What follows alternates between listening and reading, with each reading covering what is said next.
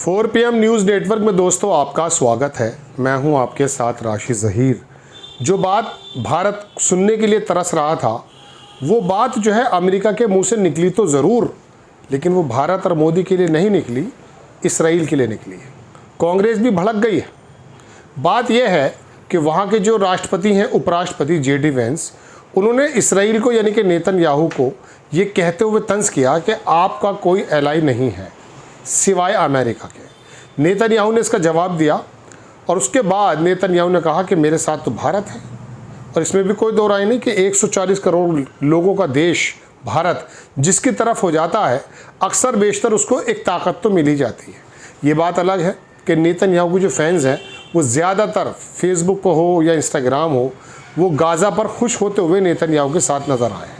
लेकिन बात ये नहीं है, खबर ये नहीं है दोस्तों। खबर ये है कि कांग्रेस की तरफ से जो बयान आया है उससे पता ये चलता है कि अमेरिका खुल करके कभी ये नहीं बोल पाया आज तक, पहलगाम का मसला हो या सिंदूर का या दूसरा, कि हम भारत के साथ खड़े हैं।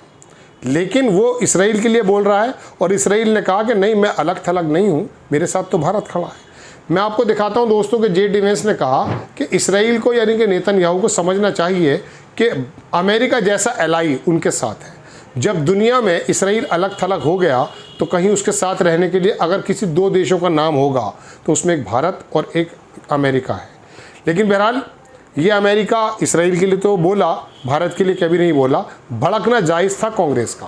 कांग्रेस के जयराम रमेश, उनका एक बयान आया जो आपकी स्क्रीन पर है। मैं आपको थोड़ा पढ़कर सुनाता हूँ कि उन्होंने क्या कहा। उन्होंने कहा कि अमेरिका के उपराष्ट्रपति JD वेंस जो इसराइल पर सवाल उठा रहे हैं, उन्होंने अभी कहा कि अमेरिका के अलावा इसराइल का अब कोई शक्तिशाली सहयोगी नहीं बचा है। ईरान के अंदर खामनेई की मौत पर, शहादत पर या उनके दफीने पर जो दुनिया का भर के डेलीगेशन गए, वो इस बात का सबूत है कि ईरान के पक्ष में पूरी दुनिया खड़ी है और इसराइल का पक्ष पूरी दुनिया में भारत के और अमेरिका के अलावा कोई लेने को तैयार नहीं है। छोटे मोटे एक दो मुल्क हो सकते हैं, उनका काबिल जिक्र भी करना मेरे ख्याल से बेवकूफ़ी है। आगे लिखते हैं जयराम रमेश कि अब इसराइल के प्रधानमंत्री बेंजामिन नेतन्याहू ने इस दावे का जवाब देते हुए कहा कि अमेरिका के उपराष्ट्रपति गलत हैं। इसराइल को भारत में ज़बरदस्त समर्थन प्राप्त है। भारत की सरकार का हो सकता है, कुछ धार्मिक पशु जो देश के अंदर मौजूद हो चुके हैं, जो नफरतों से पल करके बड़े हुए हैं, वो नेतन्याहू का साथ दे सकते हैं, लेकिन देश की एक बड़ी जनता इस नरसंहार के खिलाफ है। PM नेतन्याहू की बात गलत है, इसमें कोई संदेह नहीं कि इसराइल मोदानी, ये मोदानी आप समझते ही हैं क्या है। मोदानी का मतलब लोग ये कहते हैं, हमारी तरफ से कहना नहीं है, 4 PM नहीं कह रहा है। मोदी और अडानी को जोड़ करके ये शब्द एक नया प्रयोग में आया है, ये विपक्ष अक्सर इस्तेमाल करता है। इसमें कोई संदेह नहीं कि इसराइल मोदानी साम्राज्य में गहराई तक समाया हुआ है। ये हाइफा पोर्ट हो, तमाम जगह हो, अडानी का और तमाम लोगों का जो इन्वेस्टमेंट है उसकी तरफ इशारा है। PM नरेंद्र मोदी उनके प्रति अंधभक्ति रखते हैं। मैं आपके सामने कई बार कह चुका दोस्तों कि 1920 और 25 में 2 जमातें बनी तो 3 थी, लेकिन मैं 2 का जिक्र करता हूँ। एक यहाँ RSS बना है और एक वहाँ पर मोसाद बना था, यानी कि इसराइल की लॉबी बनी थी, जिसको आप ज़ायनिस्ट लॉबी की तरफ से देखते हैं। मोदी उनके प्रति अंधभक्ति रखते हैं, ये कहना है जयराम रमेश का। लेकिन करोड़ों भारतीयों ने इसराइल द्वारा किया जा रहा है नरसंहार की निंदा करते हैं। वही बात जो मैंने आपसे कही अभी, वो जयराम रमेश भी कह रहे हैं, जिसमें बच्चों तक को नहीं बख्शा गया। कब्जे वाले वेस्ट बैंक में फ़लस्तीनियों को जबरन बेदखल और विस्थापित किए जाने की निंदा करते हैं। ईरान पर किए गए भारी हवाई हमलों की निंदा करते हैं, जिनमें टारगेट किलिंग भी शामिल है, और दक्षिण लेबनान में चलाए गए कुर सैन्य अभियान की भी निंदा करते हैं। ये सभी मानवता पर सीधे हमले हैं। बात ये नहीं है, बात यह है कि अमेरिका खुल करके कभी ये भी तो कहता कि मैं भारत के साथ खड़ा हूँ। जियोपॉलिटिक्स में आप अगर गौर करेंगे, पाकिस्तान जैसा जिसके बारे में हम ये कहते हैं कि एक फकिट्टा मुल्क है, वो दुनिया का दरोगा बना फिर रहा है इस समय।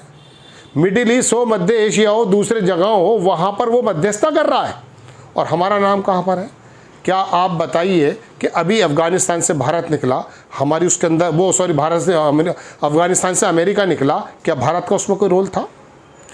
कतर में, कुवैत में, ये छोटे छोटे मुल्क अपनी जियोपॉलिटिक्स के मद्देनज़र अपनी राजनीति करते हैं, लेकिन भारत जिसका वाकई पूरी दुनिया में एक रोल रहा है और है, वो ऐसा रोल अदा करते हुए नहीं दिखाई देता मोदी जी की कह सकता हूँ अध्यक्षता में, कि जिसके लिए हम डिज़र्व करते हैं। अमेरिका खुलेआम कह रहा कि साहब इसराइल का जो है मैं एलाई हूँ, लेकिन कभी जो हम अपने रेट जो है पेट्रोल के तय भी अमेरिका के मद्देनज़र करते हैं, कभी अमेरिका के दो शब्द नहीं निकले। पाकिस्तान को अलग थलग करने के लिए उसका एक ही शब्द काफ़ी था, अगर वो सिंदूर पे हमारे साथ खड़ा नज़र आता। टर्की हो, अजरबैजान हो, मिडिल ईस्ट हो, ईरान हो, सब लोग पाकिस्तान के बराबर में खड़े नज़र आए। बहरहाल अमेरिका और इसराइल के मद्देनज़र जो भारत को जो घसीटा गया है, और इसराइल ने जो ये बात कही है, नेतन्याहू ने जो ये बात कही है कि साहब मेरा बड़ा समर्थन है, इसमें कोई दो राय नहीं है। उसने अपने फॉलोवर्स की एक बार लिस्ट दिखाई है नेतन्याहू ने, उसके अंदर एक बहुत बड़ा समूह भारत से जो है ताल्लुक़ रखता है। लेकिन मैं फिर भी बता रहा हूँ आपको, जैसा कि जयराम रमेश ने कहा कि भारत का एक बड़ा वर्ग 140 करोड़ के लोगों की जनता में से नरसंहार के पक्ष में बिल्कुल नहीं है।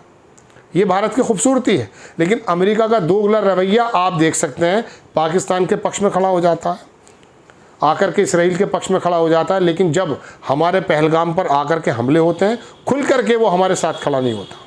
उसकी वजह क्या रही है दोस्तों, बहुत बार डिस्कस आपके सामने कर चुके, लेकिन एक नीतियाँ, जियोपॉलिटिक्स जब दुनिया के अंदर इस प्रकार की चल रही है, हमारे यहाँ चंदा चोरी और डकैती का जिक्र चल रहा है, तो ये एक बहुत ज़्यादा मैं समझता हूँ कि मानसिकता गिरी हुई है कि दुनिया तरक्की की राहों पर जा रही है, और यहाँ पर चंदा चोरी और मंदिर की चोरी जो आस्था का प्रतीक माना जाता है, उसकी चोरी में इन्वॉल्व है। और उसके ऊपर पीएम मोदी कटिहार से तो बात करते हैं, लेकिन कम से कम ये बात नहीं हो पाती है उनके सामने कि वो देश के सामने ये बता पाएँ कि आखिरकार मंदिर के मद्देनज़र किस प्रकार की चोरी, किस प्रकार की डकैती या अनियमितताएं हैं, जैसे कि आरोप लगता है। तो अब ये दुनिया के अंदर जिक्र चलता है, भारत को ये घसीट लाया नेतन्याहू, इसलिए घसीट लाया क्योंकि यहाँ पर एक पक्ष ऐसा है जो नरसंहार को पसंद करता है। उसने टीवी पर आकर के बाकायदा अपने इंस्टाग्राम और अपने फेसबुक और तमाम फॉलोअर्स को बताया कि एक बहुत बड़ा समूह जो मेरा आता है वो भारत से आता है। उसी की ये सफाई देने के लिए मैं समझता हूँ जयराम रमेश आए। अमेरिका ज़्यादा बेहतर हमें तब लगता, उसके मुताबिक रेट हम तब ज़्यादा अच्छे तरह से तय करते जब वो हमारे पक्ष में कभी कभी बोलता भी। लेकिन जब पाकिस्तान से कोई कॉन्फ्लिक्ट होता है, जियोपॉलिटिक्स में हमें उसकी ज़रूरत महसूस होती है, वो हमारे साथ खड़ा नज़र नहीं आता। तेल के मद्देनज़र जब दुनिया के अंदर हाहाकार मचा, तो वो तय कर रहा था कि रूस से हमें सस्ता तेल कब लेना और कब नहीं लेना। कभी भी फर्रा बना कर भेज देता है, बंद कर दो, हम बंद कर देते हैं, खोल दो, खोल देते हैं। फिर कहते हैं ये 140 करोड़ लोगों का देश है। बेशक है, लेकिन आप जब 140 करोड़ लोगों का प्रतिनिधित्व करते हैं, तो आपकी ज़बान उस वक्त बंद कैसे हो जाती है जब अमेरिका से ये लेटर आता कि इस तारीख से बंद कर दो पेट्रोल? बताइए। ये मैं नहीं समझता कि 140 करोड़ लोगों में से 2 लोगों को भी ये बात पसंद होगी कि हमारे मामले तय करेगा अमेरिका। बहरहाल ये बात आपके सामने रखिए। कांग्रेस का क्या पक्ष हंगामा लगाए हुए है, नेतन्याहू ने मोदी जी को फिर शायद किसी मुसीबत में डाल दिया है। आप इस खबर के बारे में क्या सोचते हैं, अपनी राय कमेंट्स बॉक्स में ज़रूर दीजिए। चैनल को सब्सक्राइब कीजिए। नेक्स्ट टाइम किसी खबर के साथ हाजिर होता हूँ। जय हिंद।